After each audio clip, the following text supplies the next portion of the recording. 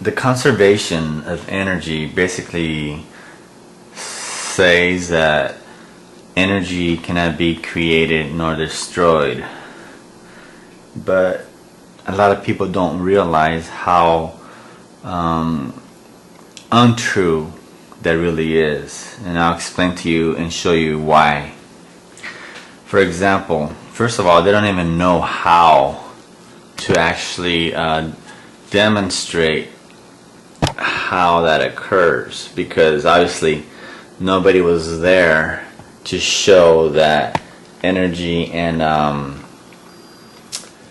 matter were not created or destroyed. I mean, that they are basically saying that energy is unofficially eternal. But I'm going to show you something here. Right here you have a rock on top of a hill, let's say. This represents what existed before the expansion of the Big Bang. You require something existing that isn't movable, something that is unmovable, something that it has a potential state that will move, will basically create energy. Energy is motion.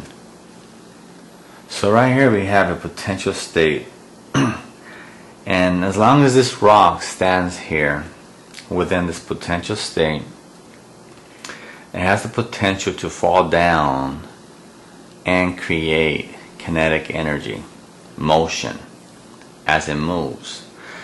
And as the rock moves, it also creates information about the movement that it possesses. So as the rock comes down the hill, it creates kinetic energy. Kinetic energy is motion. Now, so here you have kinetic energy, and that's only when the rock begins to move down the hill. Alright? So here on top you have potential energy within a rock. That's unmovable potential energy. The kinetic energy plus the potential energy creates conservation of energy. You have to have this position here though prior to the kinetic energy, prior to motion. So let's just say let's place the Big Bang in this position so we could get a clear understanding of what existed before the Big Bang. At the Big Bang, you had an explosion that created kinetic energy. So before the Big Bang, right here, you cannot have kinetic energy, motion, because not only that, the act of motion creates dimensions from here, from the potential state down here, anywhere, as long as it's moving. So this line right here represents expansion of the Big Bang. As it moves down, it creates a dimension. It creates X, Y, Z, physical reality. So before the Big Bang, you did not have any motion. All you have is a potential existent state of actuality. In other words, there has to be something that exists within a state of non mobility, but it has to exist within our observational experience. Within the potential state, you require an observer that observes within this potential state the dimensions being created, because as the dimensions are being created, the motion is being created, the waves are being created, and as the waves are being created, information is being created as the rock moves down the hill. So without motion, you don't have any kinetic energy, you don't have any dimensions in order to create physical reality.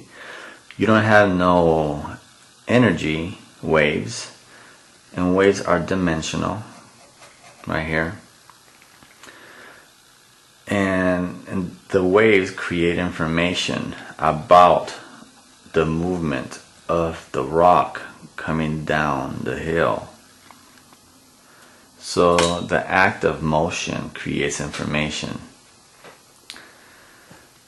The information is in the rock because the rock possesses information. But let me tell you, I'm going to break that down and show you how that works out. The movement of the rock also creates information. It projects information about its density, its momentum. It projects information about where it came from. If you see a rock here, then you trace it back to its origins, and you trace the information back to its origins to find out where it came from. So, relative time occurs after the Big Bang, because relative time requires motion. Relative time cannot exist without motion. Here you have relative time, which is basically the existence of different objects moving at different speeds and different directions at the same time. Like this. This one goes further, different motions, different objects moving in different directions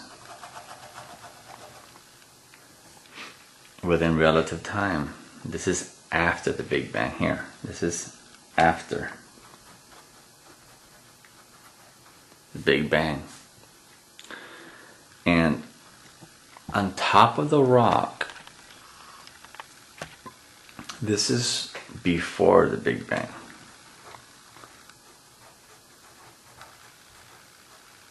Before the Big Bang. Alright? So, you cannot have any relative time before the Big Bang. You cannot have dimensions before the Big Bang.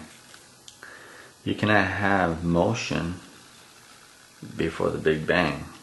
Or let's just say relative motion, because relative time is basically relative motion. There's different objects moving at different speeds. So you have a bunch of activity occurring after the Big Bang.